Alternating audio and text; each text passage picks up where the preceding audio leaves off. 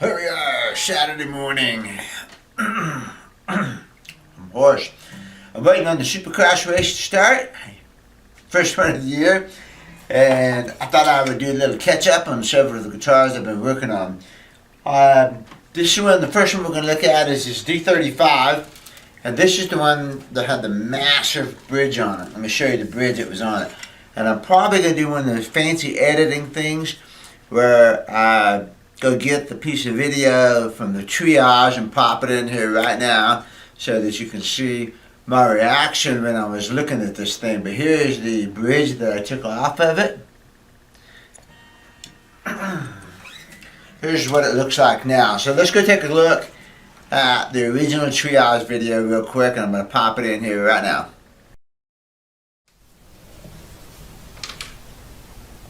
That is the worst bridge I have ever in my life seen on a Martin guitar. Look at this thing.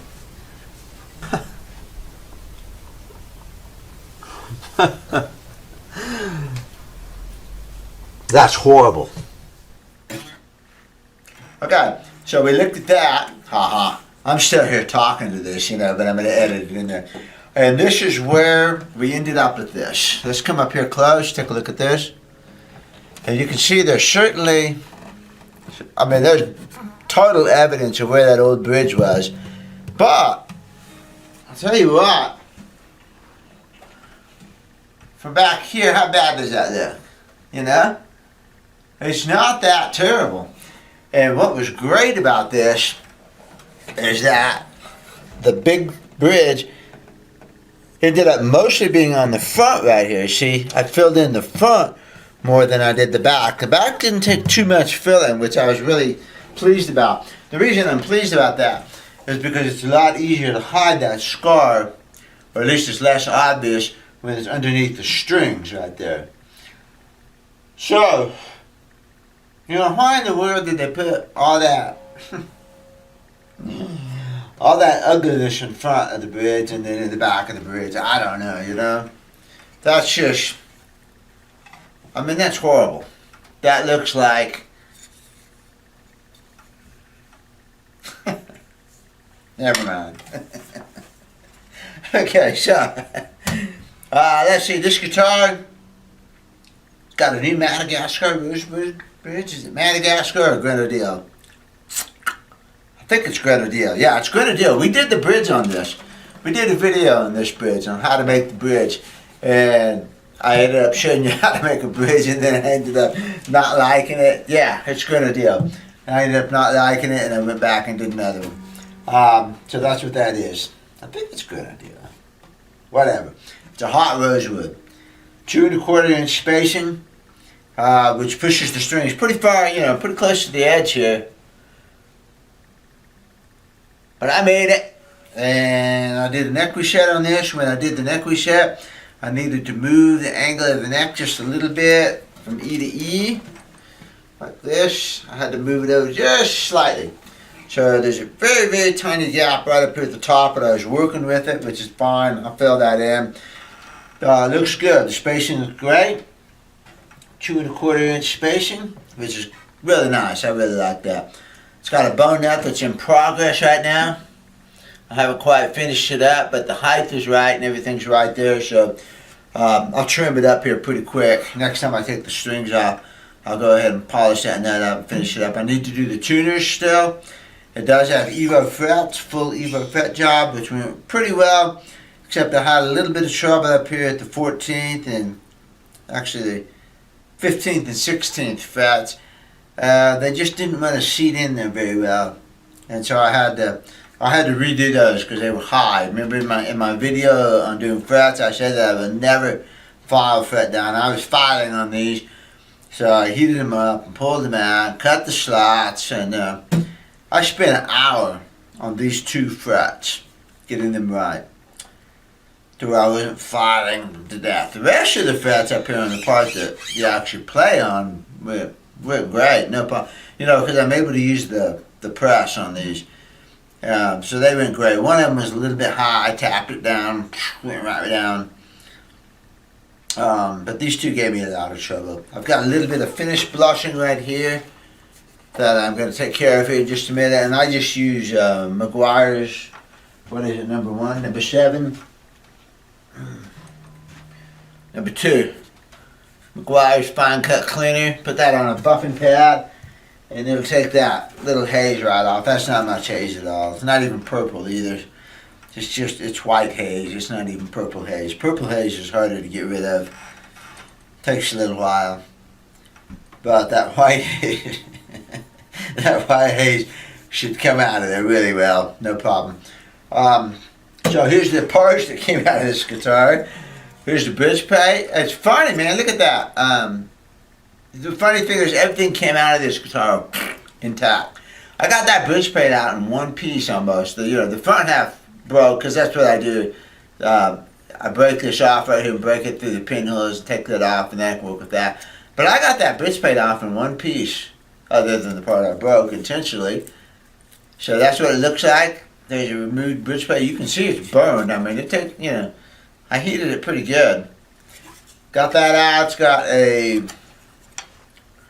rosewood bridge plate in there right now, a small one. Southeast Asian rosewood. Probably. Looks like Southeast Asian rosewood. Stuck in there with fish glue. Small bridge plate. Big tone improvement right there. Then the popsicle brush came out. Same thing. I got the popsicle brush out in 2 pieces. I probably could have got it in 1 if I'd really wanted to. But it's always nice to not be a hero. Don't be a hero and wreck the thing. But you can see where I was prying, and normally a lot of times they come off in little bitty pieces and stuff. And as this part started to come off, I could see this lifting, and I just worked my new where'd it go? There it is. I took this chisel a couple weeks ago. They've got to be short in order to get the popsicle brush. So I just cut it off right here on the shaft and rounded this off, and then that's it. I hold it in my hand just like that. This way you get almost straight up on that thing. And the way I like to pull these off, just to give you information here, if you do it like this, with this part up, you're going to dig in. So if you have a piece of wood and you use the chisel like this, you're going to dig in. But if you flip it over like this, and some of you probably already know this, but if you use it like this, it's more like a shaver, and you can really get that edge right up into this, like this. You can get it right up into there like that, and just slide it up into there, and it just pops it off. If you go like this, which is your natural inclination, you think, oh, I could use that, and it'll push it up. It's not the same, because this point will try to dig into the wood underneath it. But if you go this way, it'll slide right along that wood, like that. Anyway, so that's what I was using. I was using this chisel, which I just cut off a couple weeks ago. This is only the second, maybe third popsicle brace I've taken off with it. And I could see the brace splitting. And I just pried it off, and then I pried this one off too. I soaked it with glue. Oh no, I'm sorry. I soaked it with water. Water on a wash rag. Put that up in there, and I soaked it for a couple of hours before I started this. And that softens up the glue on the popsicle brace. Makes a huge difference. This came off super clean. Just a tiny little bit of fuzz there from the top of the spruce, and that might not even be fuzz as much as it is residual glue. Anyway, it cleaned up really good. It's really, really rare for me to take a popsicle brace out like this intact. Most of them I take apart in pieces like this, many pieces like this. But since this guitar came apart really well, here's one fun thing about this, and this gave me an idea for another video, and that is the saddle. It's wood. I needed a test saddle, and I didn't have any here in the shop, in the remote shop in Los Alamos. I didn't have any that was tall enough, and I did have some pieces of wood over there, so I thought, well shoot, I'm just going to make a saddle out of wood, because I just need it for the height, you know. And it's easy to do, and I'm not wasting a piece of bone. So I made that, and the funny thing is, it sounds pretty good. So I thought, I'm going to do a video on wooden saddles. So I'm going to use this one, which is, I think it's maple. I'll know when I pull it out. I can't see quite enough of it. I think it's maple. It's either maple or black locust. It's not a big deal. But I'm going to do one out of this saddle, and then I'm going to do another one with ebony. I might make one out of one of the hot rosewoods if I have a suitable piece. I'm not going to cut up a piece of hot rosewood just for this. But I might make like 3 wooden saddles of different kinds. This white wood, whatever it is, and then an ebony saddle and a hot rosewood, and then I'll do a bone saddle. And if I have anything else interesting, like I think I have some antlers still, I might make an antler saddle, and we'll do as many of those as I really want to do for this thing. And we'll see how that wooden saddle sounds. But it's surprisingly good when I was listening to it here. I don't know that I would want to use one for long term because I think they're going to wear, but let's try and see, huh? I'm going to tune it up here and we're going to see what it sounds like right now. It's the first time I've actually tuned it. And I did a neck reset, I told you that, and I got the neck straight, so. It might have been in a video. I don't remember.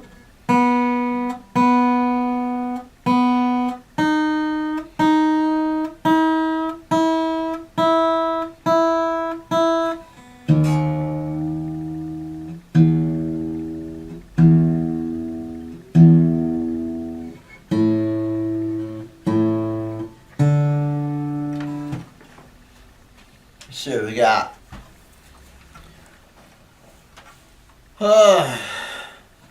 make sure I'm enjoying. I stayed up late last night watching TV and playing banjo. Getting the banjo down. Come on.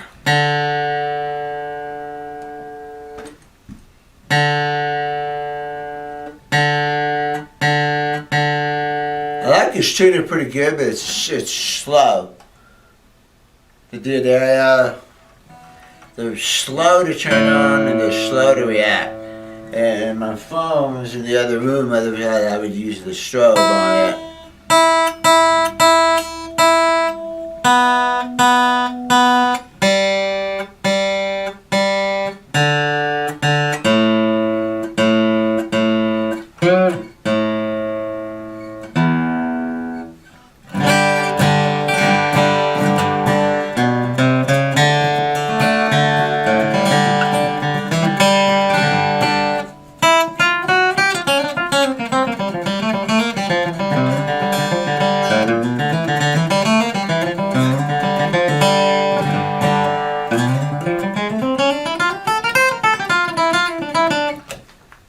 Sounds amazingly good with a wooden saddle.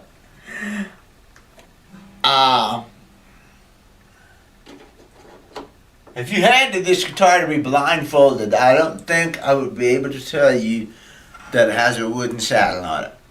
I think it might sound a little thin right now. I got to get another guitar out and compare it. This room is super live.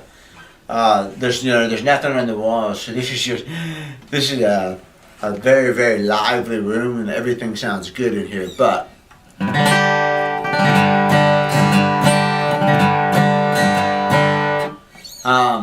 I mean, the tone balances are there. People have to learn how to listen through the sound of the guitar to listen to the tone balance. So in other words, we talked a little bit, I did a deal the other day, and somebody said, if you put these strings or that string on there, it'll just sound so much better. It won't change the inherent natural tone of the guitar. I guess that's what I'm after, is the natural tone of the guitar. All it will do is flavor flavor that natural tone. And like I said another time, it's like putting caramel on top of the ice cream. The ice cream is still the same. The caramel gives it the flavor. The topping is still there. But your base ice cream or your base cake is still the same, and the icing should not make the cake. You see, the topping should not make that ice cream. So that's what I'm driving at it here. When I listen to these guitars, I'm not listening to the strings. I'm listening to the tone of the guitar. And I just don't think strings can change the basic nature of the guitar. So that's kind of what the saddle experiment shows us. It shows us the basic nature of the guitar is here. And this saddle is flavoring that. And yeah, it sounds a little thin, it sounds a little something or another, it sounds a little this or that, but that's that rumble.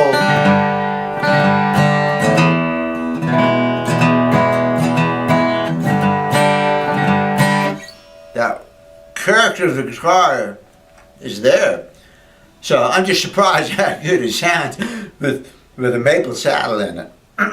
It's going to be fun. I'm looking forward to doing saddle on this. And so, anyway, what I'm doing now is this is the first time I play the guitar. I'm kind of checking out my action. It's 90 thousandths of an inch. I nailed it. I got it perfectly where I wanted it. So my next step on this guitar is to, get a good microphone out and video with this before I do anything. And then I'm going to clean up the nut and I'm going to change the tuners. I probably should change the tuners before I start doing the saddles. So I'm gonna get the guitar all done, and then I'm gonna mess with the saddles. So I need to do the tuners next. These are the Grover Rotomatics still, and it's getting something. In my experience, if you do the popsicle brace, if you don't do the tuners, you might as well not even do the popsicle brace, because these heavy tuners, in my humble opinion, suck up vibrations. And if you've been around guitars or basses for a while, you can remember the fat finger, and it was a brass steel that you would clamp on here to increase the sustain. Well, when you increase sustain, what you do is you actually take away snap and brightness, because that's how sustain works. It reduces the attack of the note. So the attack of the note, if you had a graph, the attack would go boom, and it would be a sharp attack, boom, and then it would fall off quickly. So boom, boom. You'd have a rapid onset of volume and then a fairly fast fall away. Sustain, on the other hand, smooths that out so that the sustain curve comes up and lasts longer. That's the sustain. Lasts longer and then falls off a little bit. So you end up with a smoother curve, but you don't have that punchy attack. So when you're talking about a flat picking bluegrass guitar, which is what I do, and if you want one for fingerstyle or strumming, whatever that is, people say, oh, I'm a strummer. I don't know what a strummer is. Yeah, I play bluegrass rhythm, so I'm strumming, but I don't know what a strummer is. I know, for instance, people talk about, I want the Neil Young sound. Man, I don't know. But when Neil Young comes on Spotify or Amazon Music, or I just don't listen to the guitar. People talk about Pink Floyd, Wish You Were Here. Oh, I want that acoustic guitar sound. Dude, I'm not listening to the acoustic guitar when that song comes on.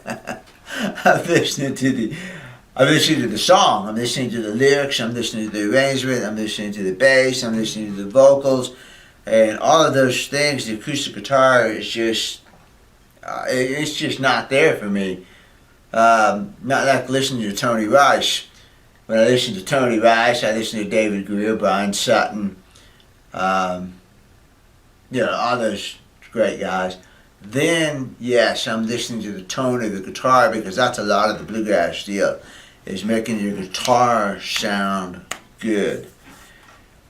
So anyway, I'm a bluegrass flat picker.